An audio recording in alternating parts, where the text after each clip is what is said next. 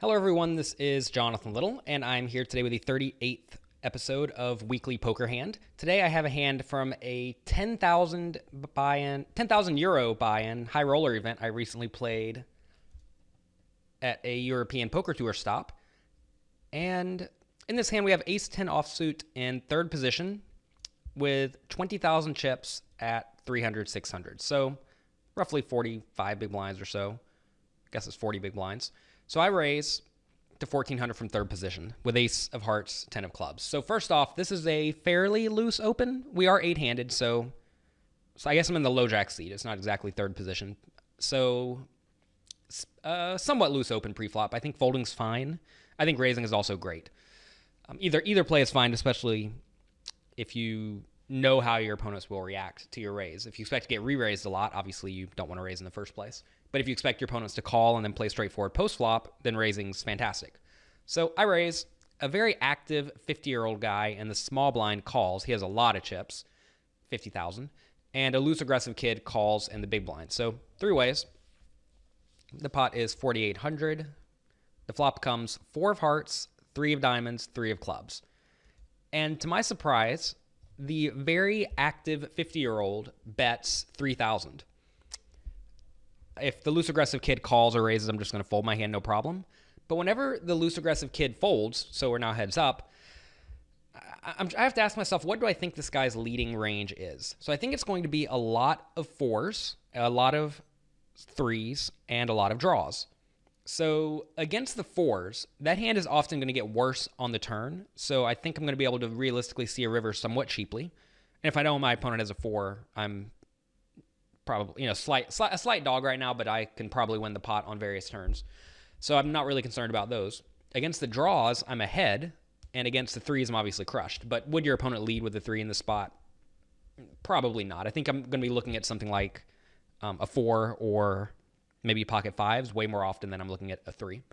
Also, the opponent has to call a raise with a 3 in his hand in the first place, which a very active player certainly will. So I'm not going to say I should completely discount 3s, but given there are 2 on the board already, and most people would check to the raiser with a 3. This is a spot where I don't think the opponent has a 3 too often.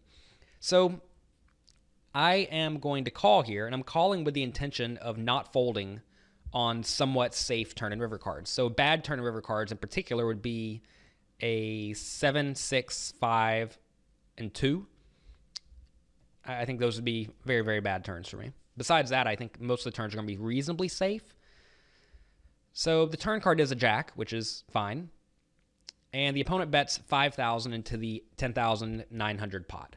So the question now becomes, would the opponent make this bet with a 4?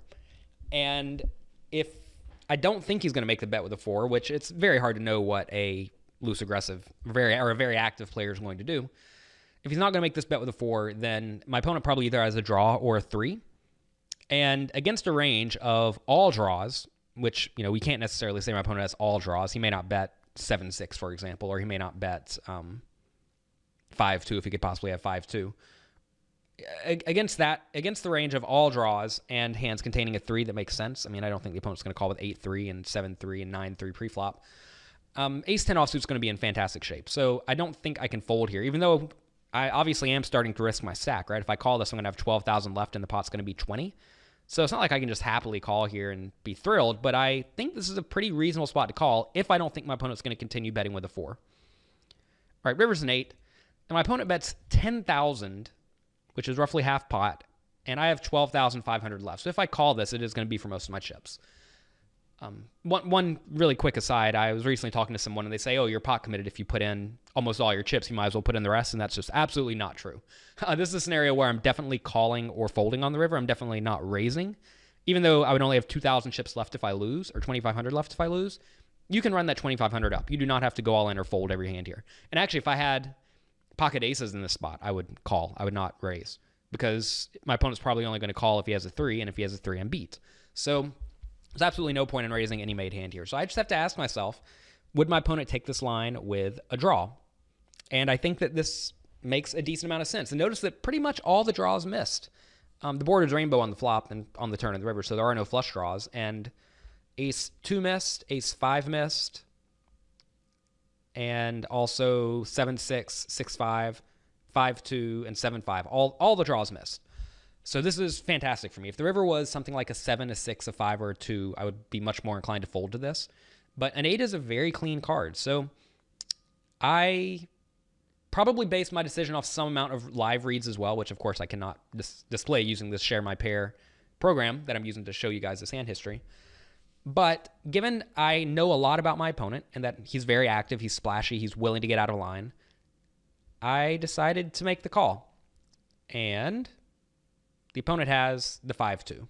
5-2 of hearts. So he flopped an open-ended straight draw and a backdoor flush draw, and he decided to barrel off, which I don't really think is a bad play, especially with his hand. It's never really bad to take a bluff line with the nut low if you'd play your nut hands in the same way, but I'm not really sure my opponent would have played his nut hands in the same way. So this is a pretty cool spot. I don't think comes up too often, but if you can make really good reads on your opponents and have a reasonable idea of how you expect them to play, you can actually capitalize on that. And I actually wrote a book about this, even though this was from a high-stakes tournament. The book I wrote, which is currently the number one gambling poker, the number one gambling book, number one poker book, etc., on Amazon, is called Strategies for Beating Small Stakes Poker Tournaments. You can see it right here, number one, which is pretty sweet. I did not expect the book to be a number one success, but it was. And in this book, I really discuss how to get out of line and capitalize based on your opponent's mistakes.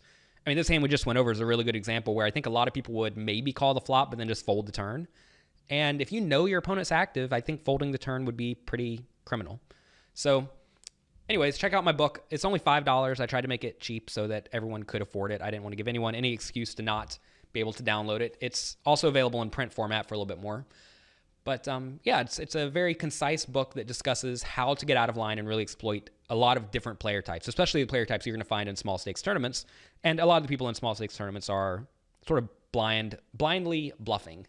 They bluff anytime they think it'll work. So check that out again on Amazon. If you don't have a Kindle, you can also download a Kindle viewer to read the book on your computer. So don't think that you must have a Kindle to read it. You can also download a program on your iPad to read it.